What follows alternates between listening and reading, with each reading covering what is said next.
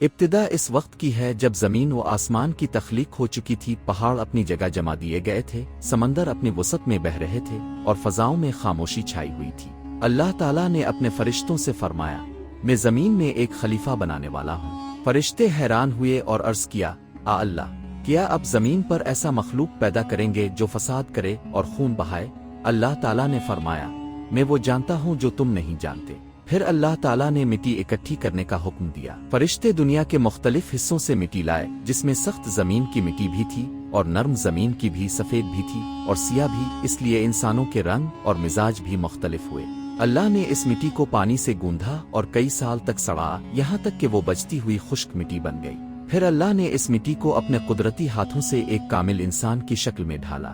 فرشتے اس عجیب مخلوق کو حیرت سے دیکھتے رہے۔ اللہ نے فرمایا، جب میں اس میں اپنی روح پھونک دوں تو تم سب اس کے سامنے سجدے میں گر جانا۔ جب روح داخل ہوئی تو حضرت آدم کی آنکھیں کھل گئیں۔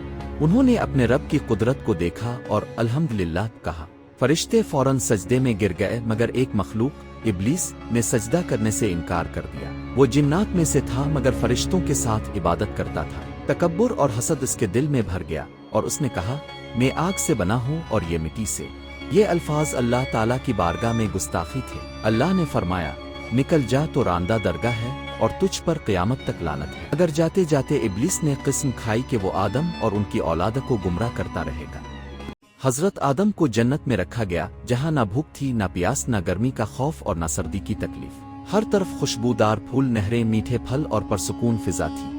اللہ تعالیٰ نے حضرت آدم کو یہ نعمتیں عطا کرتے ہوئے ایک حکم دیا، اے آدم، تم اور تمہاری زوجہ اس جنت میں آزادانہ رہو، جہاں چاہو کھاؤ پیو، مگر اس ایک درخت کے قریب نہ جانا ورنہ تم ظالموں میں ہو جاؤ گے۔ حضرت آدم کو اللہ نے حضرت حوا عطا کی تاکہ وہ اکیلے نہ رہیں۔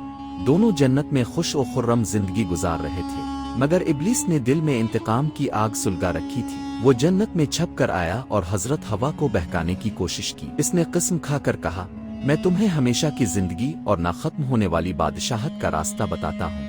حوا نے اور پھر آدم نے درخت کا پھل کھا لیا۔ جیسے ہی کھایا ان کے کپڑے اتر گئے اور وہ جنت کے پتوں سے اپنا تن ڈھانپنے لگے۔ اللہ تعالیٰ نے فرمایا، کیا میں نے تمہیں اس درخت سے منع نہیں کیا تھا؟ دونوں نے فوراً توبہ کی، اے رب، ہم نے اپنی جانوں پر ظلم کیا، اگر تو ہمیں معاف نہ کرے تو ہم خسارہ پانے والوں میں سے ہو جائیں گے۔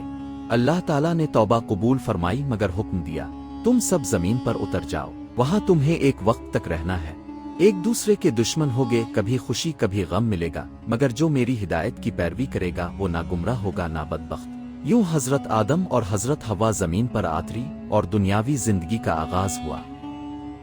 دنیا میں حضرت آدم اور حضرت حوا کی زندگی آگے بڑھی اور ان کے بیٹے اور بیٹیاں پیدا ہوئے۔ ان میں دو بیٹے نمایاں تھے، حابیل اور قابیل۔ حابیل نیک، متقی اور فرمانبردار تھا، جبکہ قابیل ضدی، حسد کرنے والا اور غصے والا تھا۔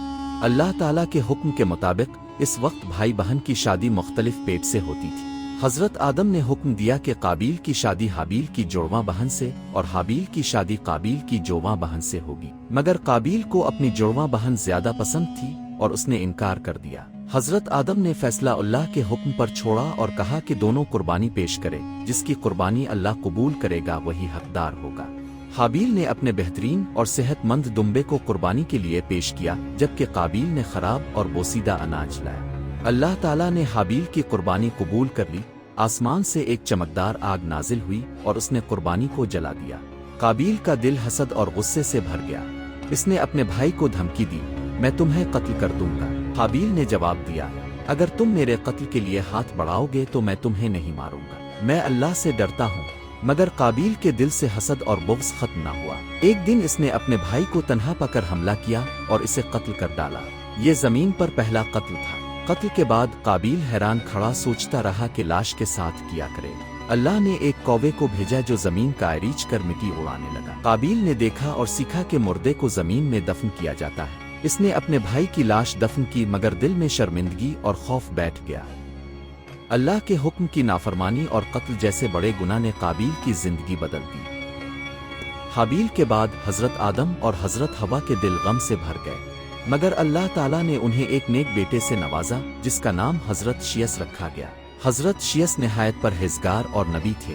اللہ نے انہیں ہدایت اور کتاب عطا کی اور وہ اپنے باپ حضرت آدم کے جانشین بنے۔ حضرت آدم نے اپنے وفات سے پہلے حضرت شیس کو وصیت کی کہ وہ اللہ کی عبادت کو قائم رکھیں اور اپنی نسل کو بھی اس پر قائم رکھیں۔ حضرت شیس نے اپنے لوگوں کو توحید کی دعوت دی، اللہ کے احکام سکھائے اور برائی سے روکا۔ وقت گزرتا گیا اور حضرت آدم کی نسل زمین کے مختلف حصوں میں پھیل گئے، کچھ پہاڑوں میں بس گئے، کچھ وادیوں میں اور کچھ سمندر کے کناروں پر۔ ان میں سے نیک لوگ عبادت کرتے اور برے لوگ شیطان کے بہکاوے میں آ کر گناہ کرتے۔ حضرت آدم نے تقریباً 960 سال کی عمر پائی۔ ان کے آخری ایام میں فرشتے ان کے پاس آئے، انہوں نے دنیا سے رخصتی سے پہلے حضرت شیس کو سب ذمہ داریاں سونپ دیں۔ جب حضرت آدم کا وصال ہوا تو فرشتوں نے انہیں غسل دیا، کفن پہنایا اور زمین میں دفن کیا۔